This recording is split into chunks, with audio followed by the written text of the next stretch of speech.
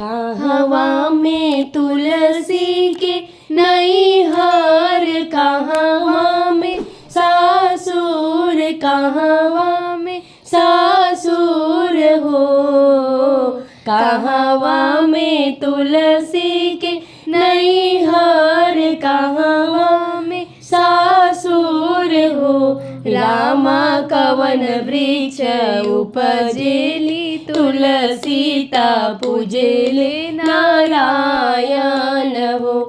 रामा कवन वृक्ष उपजेली, तुलसीता पूजेली नारायण हो। गोकुला में तुलसी के नैहर, मथुरा में सासुर, मथुरा में सासुर हो।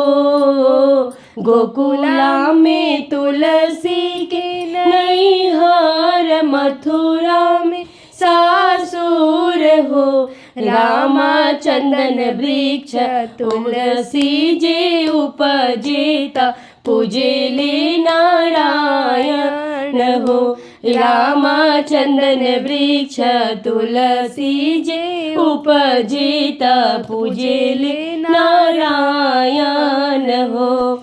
जब हम जनती की तुलसी सवाती हमारी, बनबू सवाती हमारी बनबून हो। जब हम जनती की तुलसी सवाती हमारी, बनबू सवाती हमारी बनबून हो। तुलसी तोहरा के जड़ से उखड़ती त, यमुना बीचे फेंकी आईती हो।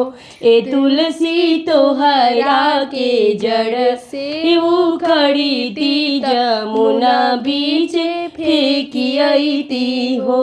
जब तू हो रानी मोहे उखड़ी, तू यमुना बीचे फेंकी आई, तू यमुना बीचे फेंकी तून हो। जब तू हो रानी मोहे उखड़ी, तू यमुना बीचे फेंकी तून हो। रुक्मिणी होई जइबो सुंदर, नैया तखेई नारायण हो। रुक्मिणी होई जइबो सुंदर, नैया तखेई नारायण हो। जब हम जनिती की तुलसी सवाती हमारी, बनबू सवाती हमारी बनबून हो। तुलसी नैया के आरा से कटवईती की, भरवा झोंकाई देती हो। तुलसी नैया के आरा से कटवईती की, भरवा झोंकाई देती हो।